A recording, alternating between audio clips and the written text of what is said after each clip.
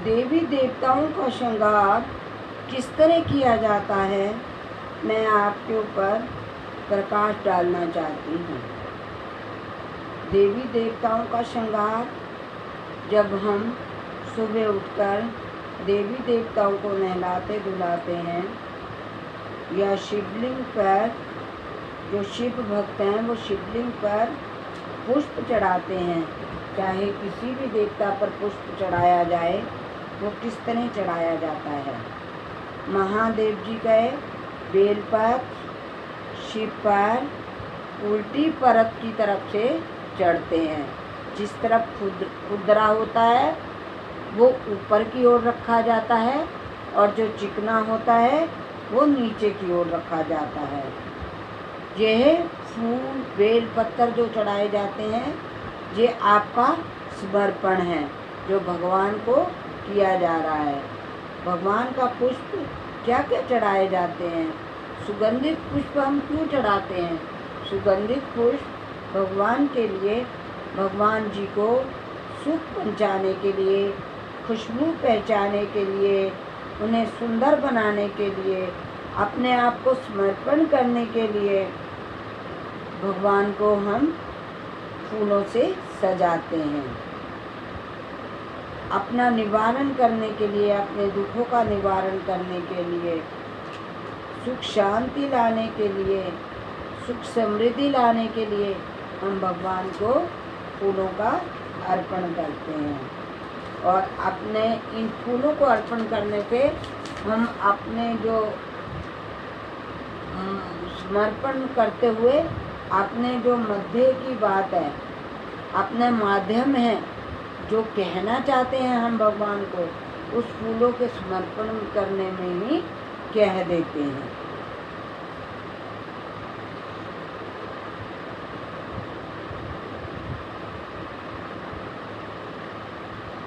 भगवान को पुष्प डंडी ऊपर रखनी चाहिए। टहनी का जो डंडी का भाग होता है वो ऊपर की ओर रखना चाहिए। जो कोमल भाग होता है वो भगवान की तरफ होना चाहिए। इस तरह हमें भगवान को पुष्प से श्रृंगार करना चाहिए। आओ मैं आपको अब एक छोटी सी कहानी सुनाती हूँ। देवी देवताओं को जब हम श्रृंगार कर लेते हैं उसके बाद शिव पत्नी दक्ष पुत्री, राजा दक्ष की पुत्री है जो शिव पत्नी बनती है और गंगा के किनारे पर बसा हुआ दक्ष महाराज, जहाँ सभी देवताओं के यज्ञ के लिए आमंत्रित किया जाता है। सभी देवी देवता में ब्रह्मा विष्णु महेश नारद इन सभी को बुलाया जाता है, पर शिव को वहाँ नहीं बुलाया जाता। तब जब आकाश मार्ग से जाते हुए कैलाश पर्वत पर दक्षायणी देखती है कि सभी देवी देवताओं को बुलाया गया है पर मेरे पति को नहीं बुलाया गया, तब वह शिव से कहती है कि आप भी चलें मेरे पिता के जहाँ यज्ञ है। तो पूछने पर पता लगता है उन्हें उनके पिता के उसमें यज्ञ है। तो वो अपने पति से कहती है आकर कि मेरे पिता के जहाँ यज्ञ है, सभी देवी देवता आकाश मार्ग पे जा रहे हैं, हम भी चलते हैं। वो तब शिव उन्हें बहुत समझाते हैं कि बिना किसी के बुलाए नहीं जाना चाहिए। तब दक्ष पत्नी दक्षायणी जो है पत्नी शिव की का नाम उस समय दक्षायणी है। वो बहुत पति से अनुरोध करती है पर वो कहना नहीं मानती और जिद करती है। इस तरह की जिद करना कभी कभी हानिकारक होता है। जिद कर के पिता के घर वो जब चली जाती है तो वहाँ दक्षायणी देखती है कोई भी उसका स्वागत नहीं कर रहा, कोई उससे बात भी नहीं कर रहा। इस तरह का जब वो माहौल देखती है तो वह, और अब उसके पति का तिरस्कार किया जा रहा है। स्वयं उसके पिता उसके पति का तिरस्कार करते हैं तो वो अपनी बहन माता पिता को तिरस्कार देखकर जग की अग्नि कुंड में ही कूद जाती है। कोई भी पुत्री अपना तिरस्कार तो सह लेती है पर अपने पति का तिरस्कार अपमानजनक या असत्यवादी बातें नहीं सहन कर पाती। यज्ञ कुंड में कूदकर अपने प्राणों की आहुति दे देती है। तब शिव को पता चलता है, गणों द्वारा युद्ध होना प्रारंभ होता है। शिव का क्रोध में आकर दक्ष का सिर काट देना और कटे सिर को मस्तिष्क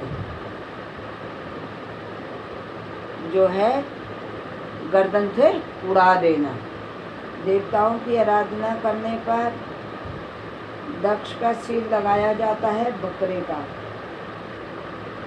का सिर जब लगाया जाता है तब शिव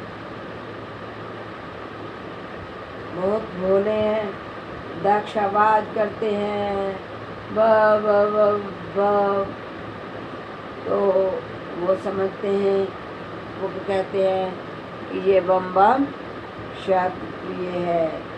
उन्हें लगता है तब से शिव के द्वारे में जो जाकर बम बम बम बम बम बम बोलता है, शिव उससे बहुत प्रसन्न होते हैं और उन्हें उस टाइम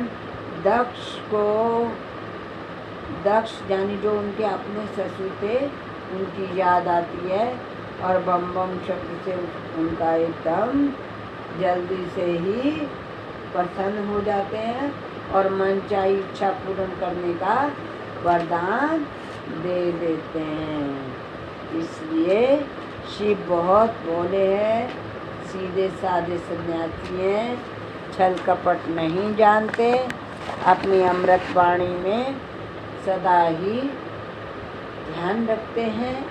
और जो लोग शिव के द्वार पर जाकर बम बम बम बोले कहते हैं उनकी जल्दी ही सुनवाई शिव के दरबार में होती है। बोल श्री शिव शंकर भगवान की जय।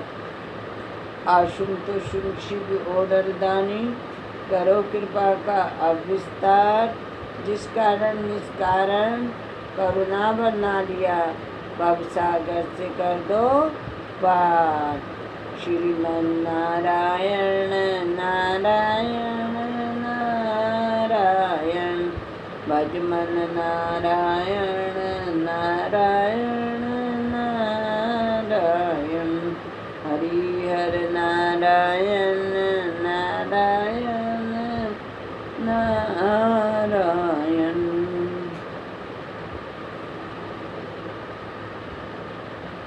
नमस्कार। बम बम बोले। नीता धन्यवाद। नीता अरुण शर्मा। साथियों, आपको मेरी यह वीडियो कैसी लगी कमेंट करके बताइए। अगर आपको मेरी यह वीडियो अच्छी लगी हो तो लाइक करके मेरा उत्साह बढ़ाइए। मेरा इस चैनल का मेरा अनुभवी लेख को सब्सक्राइब करिए और मेरी वीडियो को औरों और परिजनों के साथ, मित्रों के साथ शेयर कीजिए।